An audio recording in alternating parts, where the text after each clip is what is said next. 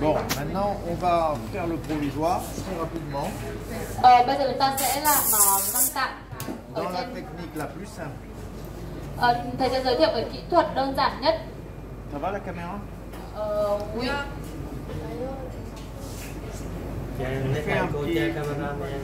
Un petit spot central. Bây giờ chúng ta sẽ etching một chút ở cái phần bề mặt ngoài của mặt Surtout dán. pas toute la dent. Không phải tất cả đâu ạ, chỉ cần một phần nhỏ thôi ở trên bề mặt. Và sau đấy sẽ chờ. Pendant combien 10 secondes? Pendant 20 secondes. 20 secondes. Chúng ta sẽ để etching này trong khoảng 20 giây. Après, vous ferez attention de ne pas vous en mettre sur les vêtements. Après, avec la compresse, vous enlevez la Và suie. sau đấy mình sẽ có một cái bông ở trong cái túi đồ của mọi người ạ. Đã có cái bông này sẵn rồi, mọi người lót vào và để làm sạch nó đi. Làm sạch etching này đi. Non. Acid phosphoric. Cho thầy một cái tờ khác đây chị ạ. Après, vous imaginez avoir un petit spot dans les mailles. Thêm một tờ giấy lót khác cho thầy. Après, vous allez prendre le pinceau. Tiếp theo chúng ta sẽ thổi khô và lấy cái chổi Comme c'est de l'émail, vous pouvez même mettre du bonding ou mettre de l'adhésif. và cho một ít bonding. Ou adhésif, comme vous voulez, ça marchera quand même. Vous passez la couche de bonding. Và bôi bon lên trên bề mặt men. Vous polymérisez. Và chiếu đèn.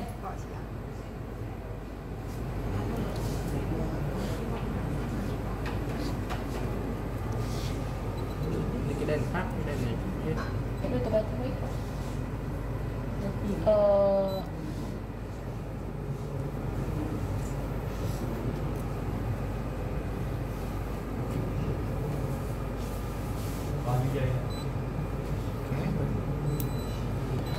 Après, on vérifie l'insertion de la clé. Sau đó ta thử lại cái khóa mà dùng làm răng tạm xem là đã vừa hay chưa.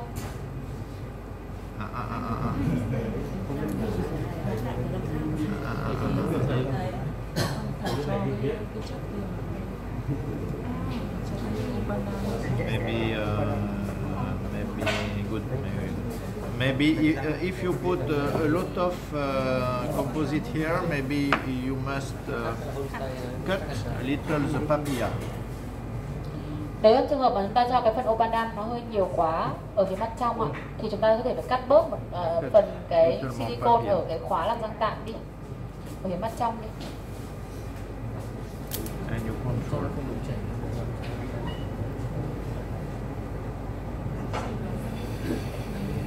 Oui.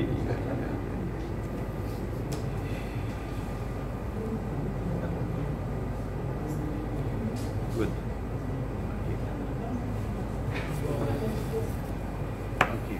You take care. Good positioning. Il faut bien positionner la clé. Je vais me faire un repère peut-être sur le frein là. Chúng ta sẽ thử cái khóa làm răng tạm để nó vừa khít vào cái vị trí mà ta đã sửa soạn, và sau đó chúng ta sẽ đánh dấu cái đường giữa trên cái khóa. Je vais injecter les 4 dents. Bây giờ chúng ta sẽ bơm cái nhựa làm răng tạm vào vị trí 4 cái răng mà mình đã sửa soạn. Avec une résine, un composite, c'est plus proche d'un composite d'ailleurs, c'est un composite bicomposant. C'est pas la peine de trop en mettre normalement et il faut essayer de ne pas faire de bulles. Chúng ta sẽ không cần phải cho quá là nhiều cái nhựa làm răng tạm này và cố gắng là tránh để bị bọng. Non. Et c'est pour ça qu'on a échancré. Quand ça va commencer à se gélifier, on va enlever le produit.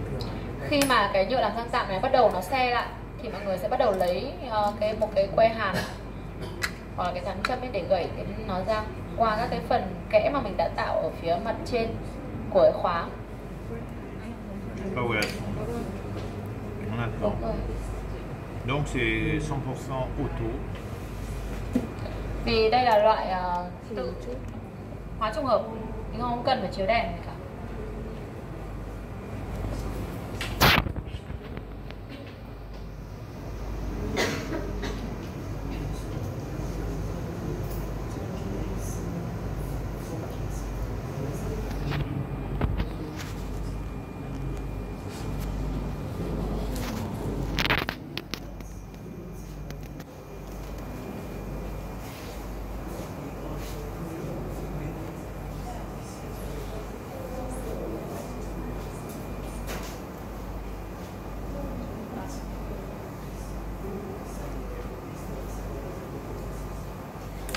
ready, you went a little more. Chúng ta đợi thêm một chút nữa. Polymerization out.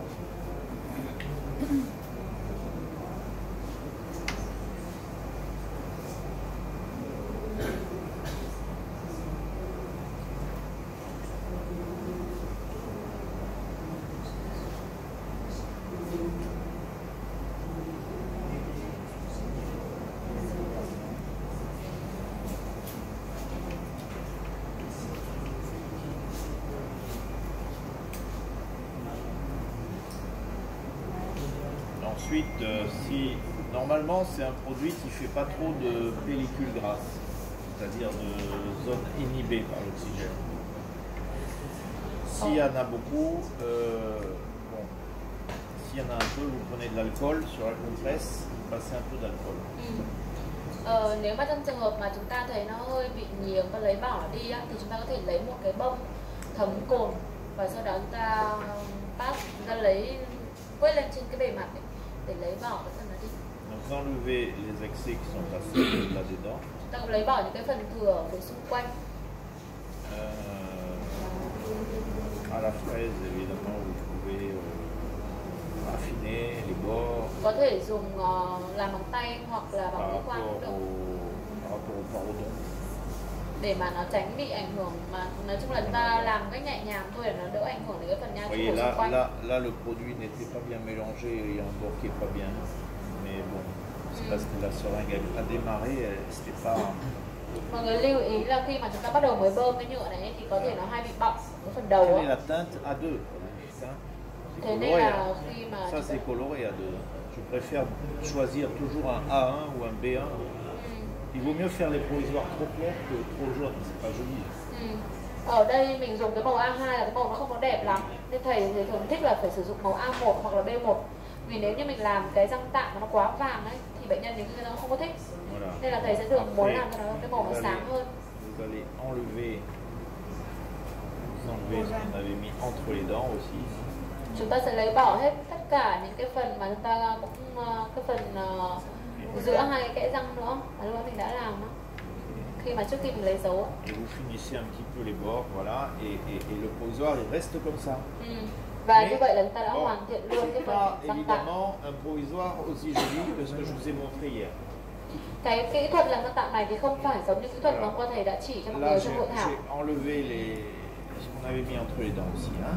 Je l'ai enlevé, voilà. Chúng ta cũng lấy bỏ hết đi, để cho nó lấy hết những cái phần nhựa nó nằm giữa hai cái kẽ răng. C'est un provisoire simple. Thì cái kỹ thuật này là kỹ thuật làm răng tạm đơn giản nhất và cũng khá là nhanh. Còn như cái kỹ thuật hôm qua thầy chỉ cho mình là đắp từng lớp á, thì nó Je vais tìm vous mật hơn. apprendre maintenant, deuxième chose, à faire le ciment comme il faut. Le ciment, pour, si vous faites la deuxième technique scellée, des jolis provisoires, maquillés. Je vais vous montrer comment on fait le ciment. Bây giờ thầy sẽ chỉ cho mọi người một cái kỹ thuật thứ hai nữa, đấy là cái kỹ thuật mà chúng ta trộn xi măng gắn tạm. Donc je vais prendre une spatule, une plaque, je vais prendre cette spatule-là, celle-là, et je vais utiliser un ciment vaseliné. Alors je voudrais faire un fusil plus. Oui. Et il me faut une plaque de verre ou quelque chose, ou un petit carton, Je pense il y a de papier dans le coffret. Tu vas nous donner?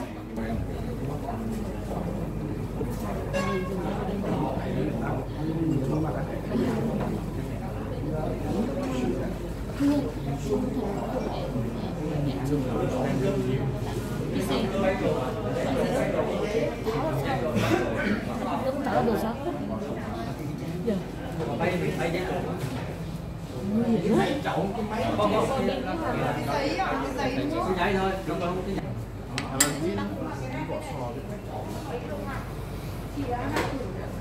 Je vais vous faire un bon et un mauvais.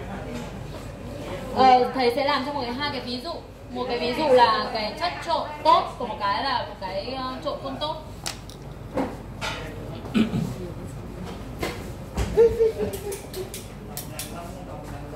Thank you, Josette. Thank you, Josette. Thầy sẽ làm hai cái ví dụ ạ. Bisous. để cho mọi người biết được là cái độ đặc tích của nó đến phải như thế nào. Donc là, il y a un certain volume. Je mets ici, vous voyez, je vais mettre 20% à peu Cái près. phần vaseline nó sẽ chiếm 20% cái phần tổng mà mọi người sẽ trộn, bởi vì đây là thầy dùng Là, Fuji. ça ralentit Dạng la nhộng ấy. prise. Et ce qui est important, c'est que le ciment il soit homogène. Tu vois, Và làm il est sao để cái phần xi homogène. măng của ta nó phải đồng nhất. Il Khi est mà mình encore trộn cả homogène. vaseline Là, il vào. est prêt. Si je mets autant de vaseline que de ciment, Nếu như mình trộn, đây là một cái ví dụ mà không tốt nhá. Đấy là khi mình cho vaseline nhiều quá thì mọi người sẽ nhìn c'est un ciment qu'on aura du mal à rendre homogène et il va, khi mà mình cho nhiều vaseline quá thì mình sẽ thấy là gì la cái vaseline va se séparer à la prise du ciment. Là, elle va thì rester. cái chất trộn mình Là- sau khi kết thúc á, nó sẽ không có đồng nhất và gần mình Là, cảm vous giác như verrez là qu'il est pas bon et là, đúng rồi, cái vaseline và cái Fuji của mình á, nó tách nhau ra, nó không có trộn được vào với nhau. Còn nếu mình trộn đủ với tỷ lệ vaseline thì mình sẽ thấy là cái hỗn hợp của mình nó sẽ đồng nhất. pour que les provisoires tiennent bien, je les sable. Je prends l'intrado du provisoire en résine et je le sable à l'alumine. Ừ. Và để cho cái khung hình tạm nó được bám chắc thì thầy cũng sẽ thổi cát Parce que ở phía mặt trong của cái bề của cái khung hình tạm des nữa. fois, ce ciment, il arrive à se séparer de la résine et rester sur la dent. Il restera sur la dent. Mais pour pas que ça se sépare de la résine, je sable la résine. Ừ. Và vì là thầy muốn là Đấy, cái có khung hình nó cái sẽ gì bám chắc nên là thầy sẽ thổi cát cái nhựa làm răng tạm ở phía mặt trong của cái khung hình tạm của mình nữa. Sau đó thì mình sẽ gắn cái Donc vous entraînerez à le faire, chất gắn này. bien homogène. Ừ. On va vous Thế donner nên mọi une người carte đã de la hiểu chaudière. hình dung ra được là cái chất trộn của mình sau khi trộn vaseline thì nó phải đồng nhất với nhau và mọi người đúng cái tỷ lệ. Đừng có Donc trộn là, nhiều vous allez à quá. vos places et on va vous donner un morceau de papier. Bây giờ mọi người sẽ quay về chỗ và chúng mình sẽ tiến hành làm răng tạm và thầy sẽ phát cho mọi người một tờ giấy để mọi người sẽ trộn thử cái Fuji này và biết được cái cảm giác là cái tỷ lệ nó như thế nào là tốt.